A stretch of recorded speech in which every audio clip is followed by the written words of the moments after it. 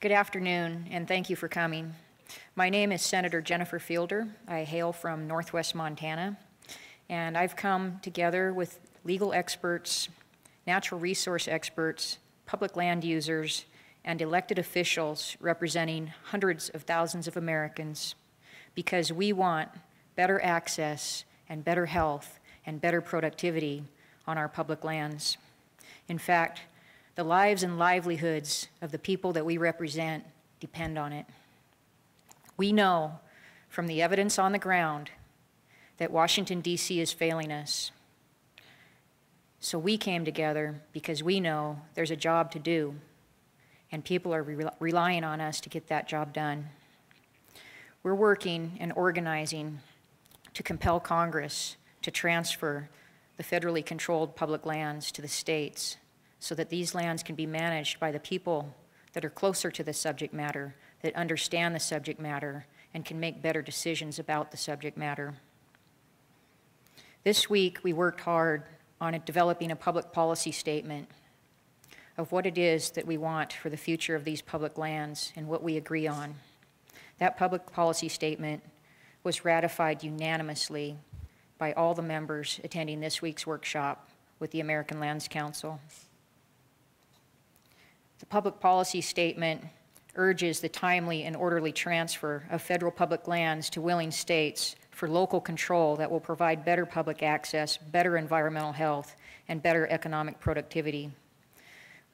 We agreed to support excluding national parks, congressionally designated wilderness areas, Indian reservations, and military installations from the requested transfer. We also agreed that we support equipping the federal, state, and local agencies with the resources necessary to plan for a successful transition to state-based ownership and management of the transferred public lands. And we are going back to our states and urging our states to work on management priorities for these lands that will improve public access, protecting that access and the rights of way and multiple uses on public lands for all people, including sportsmen, tourists, recreational users, subsistence and sustenance activities, and emergency access. We urge management priorities for these lands that will improve environmental health, reduce catastrophic wildfire fuel loads that threaten our communities and our infrastructure, our watersheds, our critical wildlife habitat, and our environment, and to facilitate restoration of healthy forests and rangelands and waterways. We urge management priorities for these lands that will improve economic productivity, securing jobs and economic growth through responsible natural resource stewardship and use, including tourism and recreational opportunities. And we urge management priorities for these lands that will retain public ownership of public lands. Federal public lands should become state public lands to be managed in accordance with state and local plans.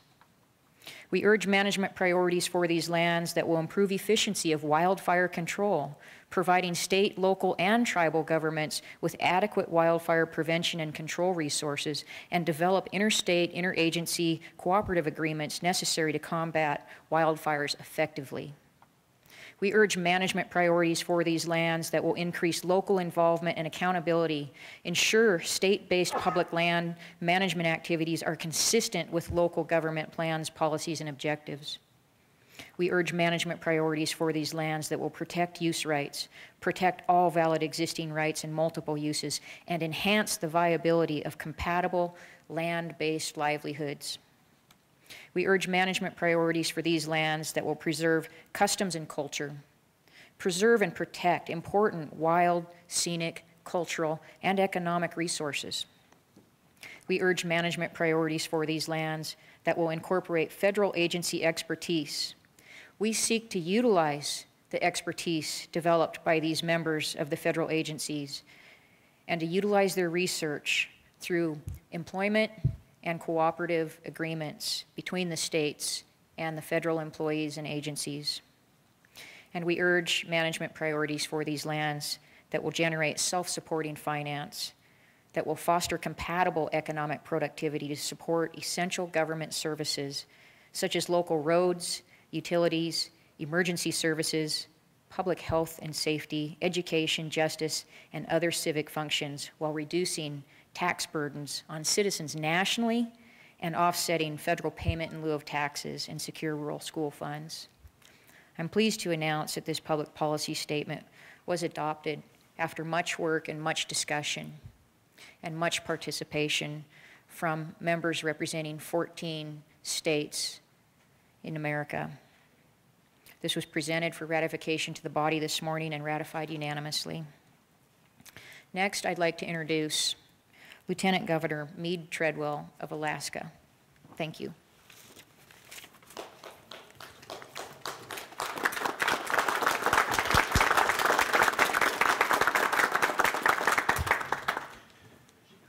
Senator Fielder, thank you for your leadership on this, and I'm sorry that Ken Ivory couldn't be here as well.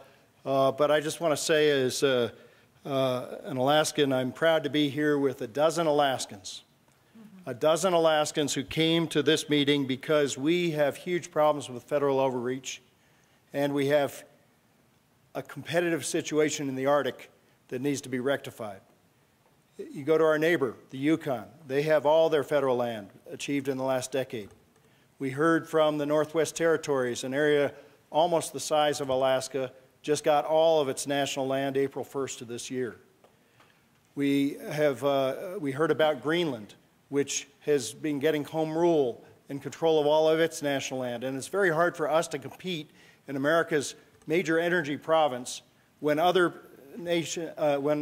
regions and other nations can offer much greater certainty than we can. We also heard about what's happening in the Tongass National Forest, which is a national forest which is the length of the Alaska Panhandle, and the state of Alaska has formally asked for a change in the Alaska Statehood Act to put federal land into a state forest where we can restart and rejuvenate our forest industry. The facts is that we were not allowed to select that land when we became a state because the federal government was holding it back for long-term timber sales. And guess what? They don't do those sales any longer. And it's time for us to look after the health of the forest, look after the health of the economy, and to bring that decision-making home. So I'm here today to say that the Alaska delegation, which was joined by Representative Wes Keller, who's a co-chair of our Citizens Advisory Commission on Federal Areas, we're going to go back to our state and see where we turn up the volume to join the rest of you. Turn up the volume in demanding more federal land come to the states. Turn up the volume in demanding more decision-making on issues that affect our people. I believe Alaska, and I believe Western states, and I believe all the states can manage their land much better than they do in Washington, D.C. God bless you.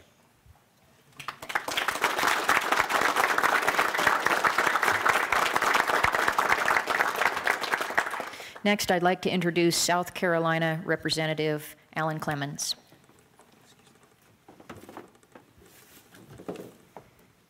Thank you very much. My name is Alan Clemens. I serve in the South Carolina House of Representatives from Myrtle Beach. And I'm here today representing the people of South Carolina. Now, South Carolina isn't blessed with public lands managed by the federal government outside of a national park and national forests. It's a very small percentage of our land mass in South Carolina. However, I stand here as an American, as someone from the East Coast that looks to the West, looks at our sister cities in the West, and looks at the land mass that's controlled by the federal government in the West. We look at states like Nevada, where 1% of the land mass is privately owned. The rest is managed by the federal government. It's no secret that the federal government is managing public lands at a loss. Who fills that gap? Who pays for that red in their budget? We all as Americans pay for that red. South Carolinians pay for that red. South Carolinians pay for the mismanagement of federal public lands. We aren't a western state. We are a southern state. We are a southeastern state.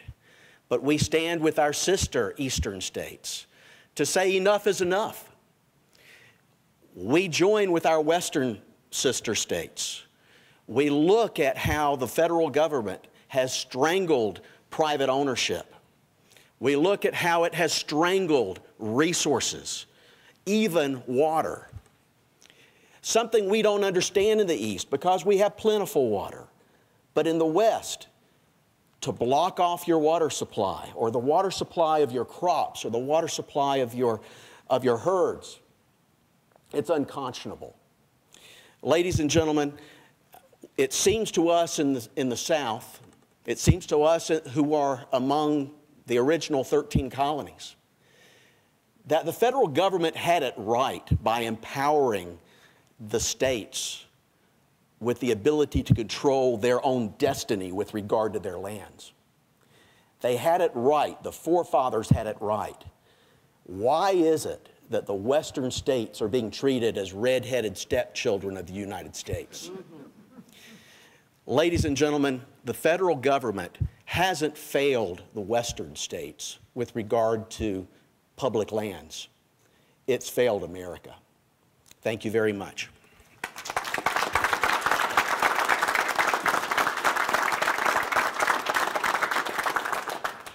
Next, I'd like to ask Overstock.com Chairman Jonathan Johnson to make a few remarks.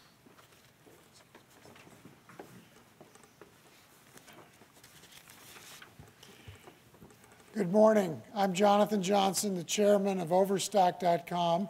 We're a nationally recognized Utah-based retailer that employs over 1,500 employees in Utah.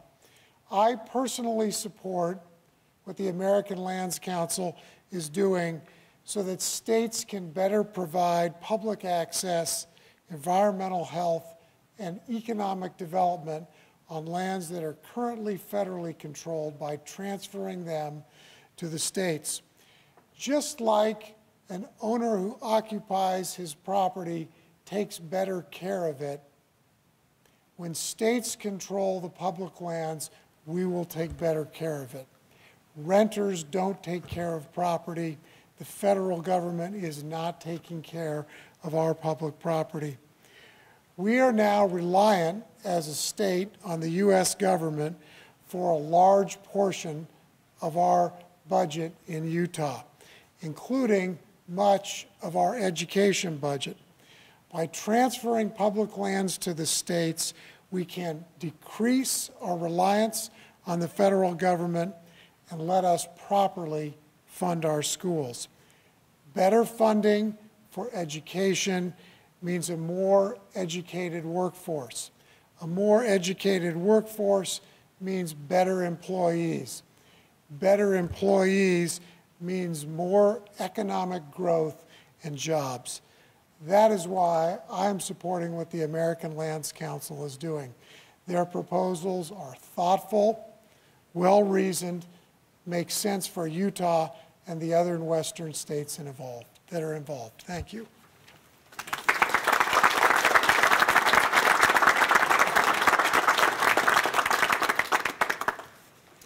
I'd like to introduce Speaker of the Utah House of Representatives, Becky Lockhart. Thank you, Senator Fielder.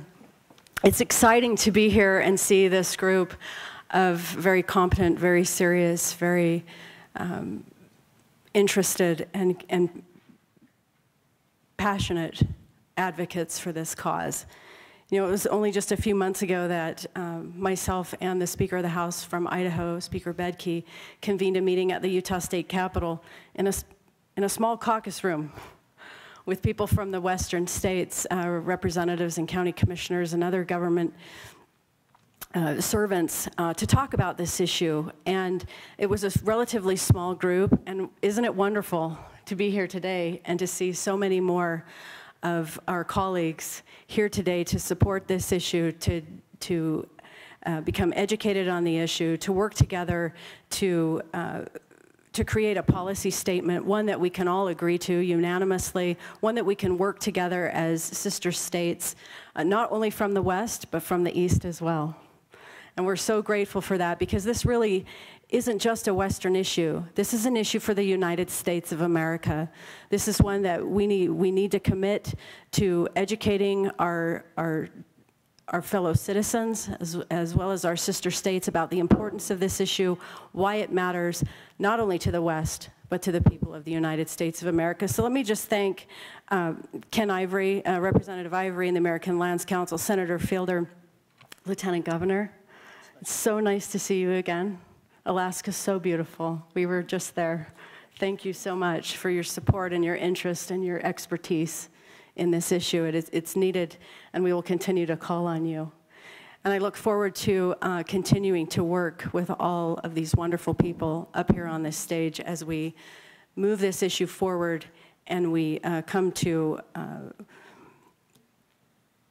a conclusion and a solution that will benefit all of the people of the United States of America. So Senator Fielder, thank you very much. Thank you.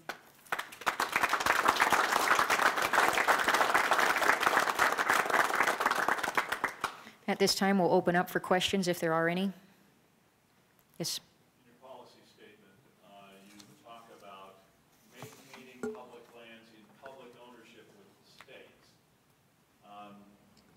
My question is, can you achieve the rest of your policy goals without selling off a good portion of the public land that the states could control? In other words, will we see, if this eventually happens, a lot of the most valuable public land sold off and the states liable for the cost of maintaining the rest? Thank you for the question. I do not believe that our states would move to transfer the lands if we felt that we would have to sell them off. We have evidence from state-based public land management already that we can manage our lands responsibly, and we can do it while producing revenues for our schools and our veterans' homes and our universities, our School for the Deaf and Blind. Important institutions are funded by the management of state public lands, and we can use that model going forward to be more efficient with the management, to make better decisions with the management, and when those decisions are made by the people that are closer to the subject matter, you will see better decisions on these public lands. Safeguards can be put into place to protect the lands from privatization. Those are discussions that we will have state by state going forward. There are cases where it may make sense for small parcels to be transferred to private ownership, but only by the consent of the people. There will not be a boogeyman that will sell these lands. The people in these states will make those decisions, and we will make better decisions than Washington, D.C. will.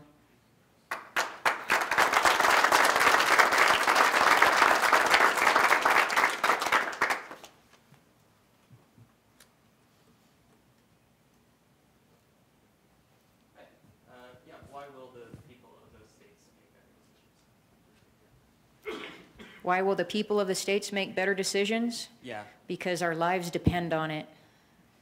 Could you elaborate? Yes, I can. I live in an area, a small narrow valley in Thompson Falls, Montana. It's a small strip of private land surrounded by millions of acres of federally controlled public lands. The condition on those lands threaten our lives, our homes, our livelihoods, our water supplies. The conditions on those federal lands are so poor that one lightning strike can torch off a massive, catastrophic fire that destroys our environment, destroys our water, fills our air with toxic pollution, destroys everything on that landscape. That's what we're facing. We're facing catastrophic wildfire fuel loads because these lands are being mismanaged, because access is being cut off, because we're not exercising proper forestry on these lands anymore. The federal government is managing the lands in order to avoid lawsuits. They're not managing in order to take care of the resource the way it needs to be taken care of. We are not going to be afraid of obstructive groups that will not allow us to take good care of these lands. They're too important to us. We have to take care of these lands. Our lives depend on it. Our people depend on it. Can I add your answer? I'd just like to add to the answer by saying, you know, our philosophy is take care of people, people's needs, and nature. And in Alaska, we have been fighting now for a decade to get a road, a simple road between a community where the airport is one where dozens of people have died, and an airport which is a major jet port just a few miles away. A single lane Jeep trail is what we proposed, and the federal government has said no. And this is a decision made in Washington, D.C. We would take care of nature and we would take care of people if we owned the land in Alaska. That's just one example. The forest fire example, which the senator gave, we have other analogs. We have some models where we work together to fight forest fires, and what was known as the Funny River Fire this year, 700 firefighters, largest fire in the Kenai Peninsula. The federal and state government work together, but we got many other places where they're not, and therefore their homes in danger. The issue in Southeast Alaska with the roadless rule, very simply, the federal government is running into its own policies. We cannot put in alternative energy supplies, run-of-the-river hydroelectric power that does not endanger fish because of the roadless rule made out of Washington without legislation behind it. And it's time to bring that land home and bring the decision-making home with it at the same time. I'm very proud of our environmental record. We created the largest state park in the United States. I helped create the oldest, one of the oldest state parks in the United States and get that land filled. We have a tremendous record, a much better record than the federal government in managing our salmon for productivity and abundance. And right now, the federal government, because decisions are made so far away from the people who understand wildlife, for example, we are hurting our moose population. We're not balancing our populations where people depend on these wildlife for subsistence. And it's about time to bring power and decision-making home. And the best way to do that is to bring the land home. Thank you.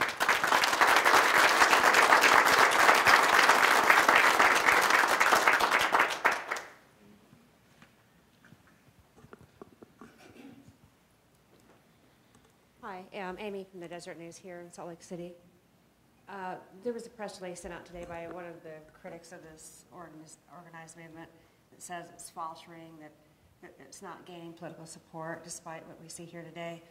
What do you say to that? And then also, what do you see as your biggest challenge moving forward? Thank you. Well, the public support is growing as people are being educated about this issue, as the facts about the transfer of public lands are brought forward and people learn the truth about what it is we're working on. They're coming to our side. People that care about the environment are with us. People that care about the economy are with us. People that care about being able to recreate on these lands and carry out traditional livelihoods are coming to us and joining us. You'll see that this movement is growing, and it's growing rapidly. For a movement that began with a few county commissioners and a state legislator meeting in an airplane hangar 2 years ago, to get to the point where we are now, where there are literally thousands of people that are joining this effort, and hundreds of elected officials representing hundreds of thousands of people joining this effort. I think as far as the public support, just watch. It's going to get bigger.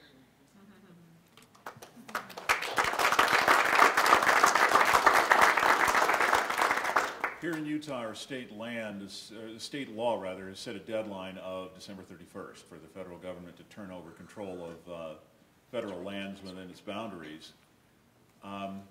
The next step set out in the statute is a lawsuit to regain control of these lands, though our governor and our attorney general have indicated they're in no particular hurry to file that lawsuit. If they don't proceed immediately to litigation to assert this claim, will the movement that you're leading lose momentum? I'll take that.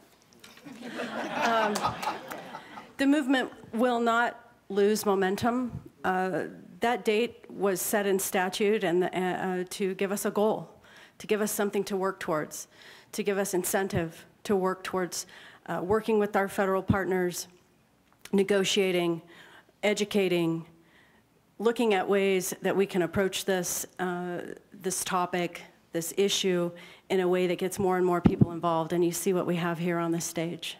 We have more and more states, more and more interested parties interested in and behind this movement. That will continue onward. in terms of litigation, that's one of the options. That's one of the things that we talk about in terms of strategy. And we will continue to talk about that as a state, as I think some of the other states will continue to talk about that as well.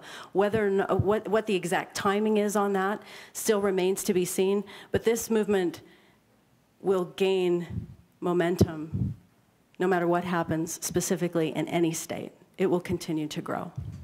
Madam Speaker, if I can just add to that, I think we are gaining momentum several different ways. You saw a much bigger delegation from our state. But I'll just say, take a look at legislation pending in Washington right now. Senator Lee has legislation. Senator Inhofe has legislation.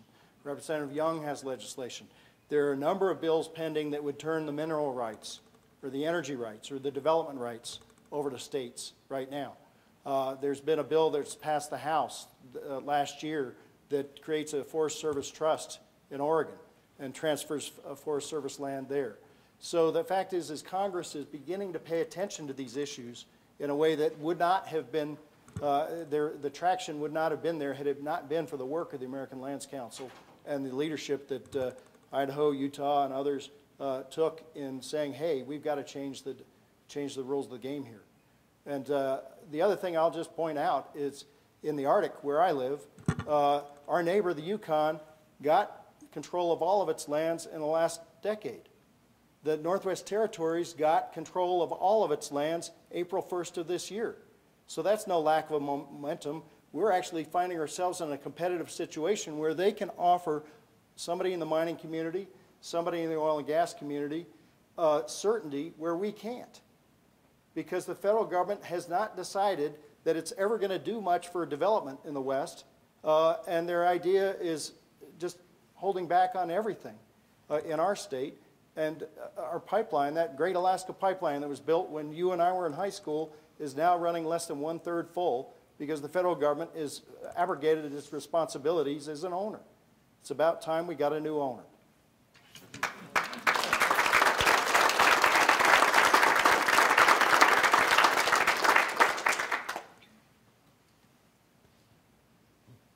It seems like it's a two-pronged issue. You have the environmental and ecological aspect of this where you say the federal government is falling short on those issues there, and then there's the economic issue where some of these lands are locking up some potential revenue. Could you take half of that issue? Could you just, if it was just about the environmental ecological issue, would you still be as vigorous about this debate? Yes, thank you for the question, and absolutely. I am a recreation planner by trade, and I'm married to a wildlife biologist. We love the land. We are environmentalists, but we see the reality of what's occurring on the landscape. Our Democrat governor of Montana, Steve Bullock, earlier this year, designated 5 million acres of national forest lands as under imminent risk of pests, disease, and wildfire, catastrophic wildfire, because the forest is overgrown, it's not being managed, it's decaying in its health. We're seeing a faster decay rate of the trees now than we're seeing a growth rate. And compatible management can provide better access, better health, and better productivity. It does not have to be one or the other. We can have the best of all worlds. We have the science now, we have the technology, we've learned from past mistakes in land management, and we're learning from current mistakes in land management. So we can take all that experience and put together a package that works better. And we know we can, and we know we must. The environment is so closely affected by the landscape. And environment, as for some people, it's a pretty picture. But to us, it's the air that we breathe, and it's the water that we drink, and it's the wildlife that we enjoy every day in the rural areas of this country. And those are all being threatened and destroyed by poor management we see emanating out of Washington, D.C. these days. We care about these lands a lot more than people that don't live here. There's people that don't live here that care too, but not as many. Those of us that are here that see it every day, we understand what's going on the landscape. And it's not all bad, but a lot of it is really in dire conditions and needs urgent attention, and we're just not getting that from Washington, D.C. It's just not a priority for them like it is for us. And we're thankful to have other states from the east of the country joining us and beginning to understand that this issue affects the whole country. You know, it affects the whole country because I think all of us want a healthy environment. I can't name one person. Have you ever met a person that does not want a healthy environment or clean air or clean water? We all do. We all love our wildlife and our scenery, our access, our recreation. But we know there's problems, and we know that Washington, D.C. is not fixing those problems, and they've had a long time to try, and it's just not working. They haven't come up with the solutions, but we can look at state-based public land management, and it is working. It's working well. So that's why we're supporting this transfer to the states, because we know we can do it, and we know we can do better. We have to, and we will. It's a high priority for us. Thank you for the question. Are you all feeling very close to each other? Yes, we are. I do have a question. In a debate that took place between a representative of the Lands Council in southern Utah and some university professors a couple of weeks ago, the statement was made that this movement is seeking to solve the funding problem for education, and the critics are saying that the only viable solution for you to do that is that you'll be tempted to sell the public lands into private hands and they won't be managed as public lands. Could somebody address that concern? Real quickly, I'll mention and then turn it over to the others, but in the Statehood Enabling Act, any of the federal lands that are sold, 95% of the proceeds have to go to the federal government. Only 5% stay with the state, and they would go into education funding. But the economic data will show that we can do better economically if we manage the resources better than we could if we sell it. So the incentive to sell, to make money, is not a big incentive because the federal government would get the funds anyway. So our incentive is to manage better and to utilize the natural resources in a way that's environmentally responsible and compatible with social values, in a way that makes sense so that we can put people back to work and we can receive merchantable products out of the landscape at the same time while we're taking care of our environment. Would someone else like to take that? If I may, let me talk about a small town in southeast Alaska called Wrangell. Wrangell was once a vibrant community with a big wood mill until the Clinton administration shut down timber in the Tongass. But they still have the Forest Service there, and the Forest Service has been paying in lieu of taxes. And recently I had a few students from the Wrangell School come to my office and say, we're losing $600,000 in Forest Service funds. And at one point the Secretary of Agriculture called our governor and said, we sent you some money by mistake under sequestration. We can't afford to give you this money that helps the schools. And we said, well, why don't you put up a few trees for sale? They'll grow back. We used to have a thriving timber industry there, and the Forest Service has not changed their plan.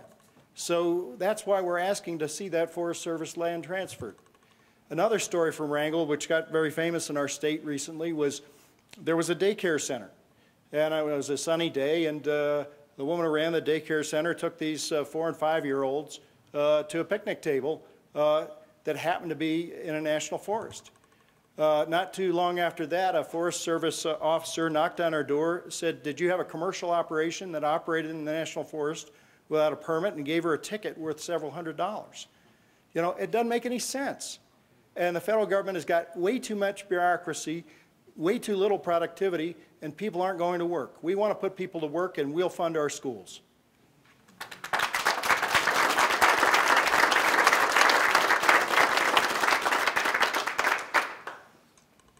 Any other questions?